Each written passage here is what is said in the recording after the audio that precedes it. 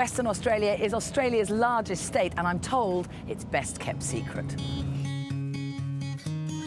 I'm in its vibrant capital and sunniest city, Perth, the starting point of my Western Australian adventure. From here, I'll be heading down to the world-famous Margaret River wine region. Join me as I get to know some of Western Australia's most special places and its people. Perth outshines the rest of Australia. It basks in more than 3,000 hours of sunshine every year. No wonder it's in the top 10 most livable places in the world.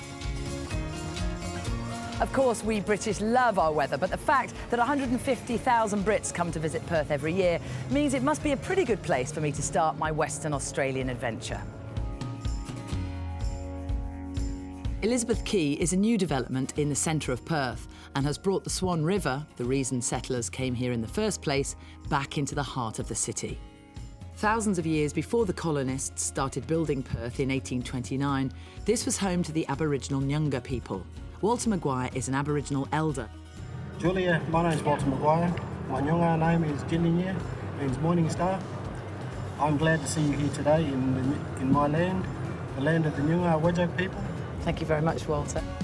Perth has been Australia's fastest growing city for 10 years, and that's coincided with an explosion in its food scene. Hundreds of small restaurants and bars have opened up, many in some of the city's gorgeous heritage buildings. Perth has more cafes per capita than any other city in Australia. In recent years, blank walls have been transformed by local and international street artists, funded by a city keen to encourage a vibrant and progressive scene. And it's not just the streets that have become canvases. For 2.5 weeks every year, Cottesloe Beach is transformed into an outdoor exhibition. There's also a movement here to preserve some of the city's many heritage buildings. The state buildings were the former home of the iconic Lands, Titles and Treasury offices and have been beautifully restored. They're now a lively hub in the centre of the city where you can get some of the best of WA's produce, wine and craft beer and luxury 6-star accommodation. More than 10% of Perthites were born in the UK. Sue Lewis is one of them. Oh, that just looks like heaven. How did you end up here in Perth? I just love Perth. I came to visit some friends here about 10 years ago and I just loved it. It's a great part of the world.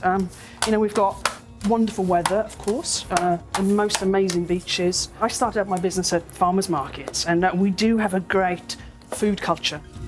I'm having dinner with a British chef who's made her home and her career in Perth. What is it about Perth? Every Brit that I've met just came on holiday and never went home. Same for you? Pretty much working holiday. 1 year I was going to be here and it's 9.5 years later. Such great colours. Gorgeous, isn't it? Yes, yes, yes. Well, here's an example of lots of fresh, local West Australian produce. So what I love about cooking in West Australia is the awesome produce. I love the native produce, being able to use things like the lemon myrtle and pepperberry and pepper leaf and things like that. So it's just this carousel of food for you, chefs? Yes, yeah. So do you think Perth is up there as a foodie capital? Absolutely, yeah. You would say that. You said that with a very Australian accent. Yeah. For a girl from Cornwall. You've turned, we've lost you. Perth is no ordinary capital city. At first glance, it's a laid-back beach city, but it has much more to offer.